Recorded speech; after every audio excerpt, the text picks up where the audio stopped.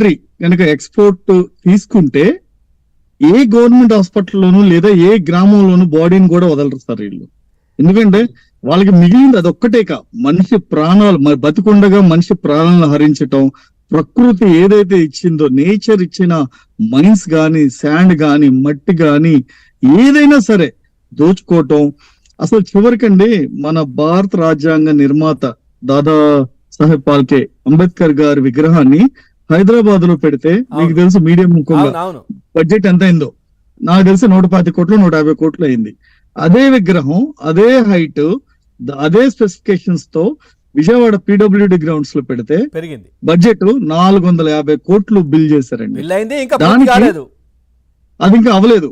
దానికి ఎవరంటే అవినీతి కేసుల్లో ఇరుక్కుపోయిన IAS అంటే శ్రీలక్ష్మి గారు, గతంలో జగన్మోహన్ రెడ్డి తండ్రి అప్పుడు ఓబులాపురం మైనింగ్ కేసులో ఇరుక్కుని చాలా తెలుసు. అదే ఆవిడ మళ్ళీ ఈ అంబేద్కర్ ప్రాజెక్ట్ కి స్పెషల్ ఆఫీసర్ కింద ఉన్నారండి. అంటే ఒక్కసారి తప్పు చేసి శిక్షింపబడి మళ్ళీ బయటకు వచ్చి డిప్యుటేషన్ మీద తను మళ్ళీ జగన్మోహన్ రెడ్డి తను తీసుకుని స్పెషల్ ఆఫీసర్ గా వేయించుకుని ఇంకా చేస్తుందంటే ఆ IAS అధికారిని ఏమనాలండి? అంటే తను జీవితం మొత్తం అవినీతిమయమైనా పర్లేదు, తనకు కావాల్సిన డబ్బు చందంగా ఉంది వాళ్ళ వ్యవహారం. తర్వాత ఇద్దరు IAS ఆఫీసర్లని, అంటే నిమ్మగడ్డ రమేష్ గారు కానీ ఒక IPS ఆఫీసర్ మన AB వెంకటేశ్వరరావు గారిని ఈ విధంగా శిక్షింపబడ్డారు వాళ్ళు అధికారంలో ఉండగా. జగన్మోహన్ రెడ్డి గత 5 ఏళ్ల నుండి కనీసం పోస్టింగ్ ఇవ్వకుండా నానా ఇబ్బంది పడుతున్నారు. వాళ్ళకి చేసిన తప్పేంటో చెప్పమంటారా? కమ్మ అని ఒక ట్యాగ్ వేయబట్టి, కమ్మ అని ఒక ట్యాగ్ వేసుకున్నందుకు వాళ్ళని ఏ విధంగా చిత్రహింసలు పెడుతున్నారో ఆ విధంగా పెడుతున్నారండి. జగన్మోహన్ రెడ్డికి నచ్చింది రెండే అండి, ఒకటి అమ్మ, 2 కమ్మ. ఆ 2 నచ్చవండి. అమ్మ జగన్మోహన్ రెడ్డిని వదిలేసి వెళ్ళిపోయింది. కమ్మ అని కులాన్ని అంటే ఎంత ఘోరాతి ఘోరంగా అవమానిస్తున్నారంటే, ఇక్కడ నేను క్యాస్ట్ ఎందుకు తీసుకొస్తానంటే చెప్తున్నానండి.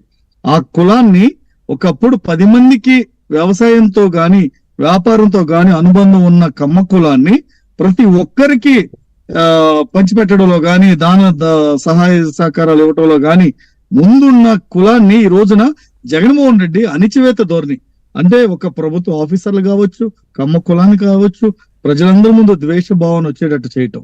ఈ విధంగా చూస్తే జగన్మోహన్ రెడ్డి నిజంగానండి ఇలాంటి వాడు రాష్ట్ర ప్రజలకు కాదు కదా, దేశానికి కూడా అవసరం లేదండి.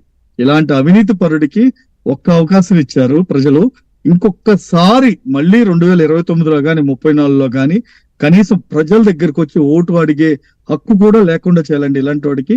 ముందు రేపొద్దున తను చేసిన తప్పులకి ఎన్ని సంవత్సరాలు జైలు శిక్ష పడుతుందో కూడా అది కోర్టులకే తెలియాలండి. ఎందుకంటే ఒకటి కాదు, ఒక దాంట్లో అవినీతి చేస్తే బయటపడతాడు.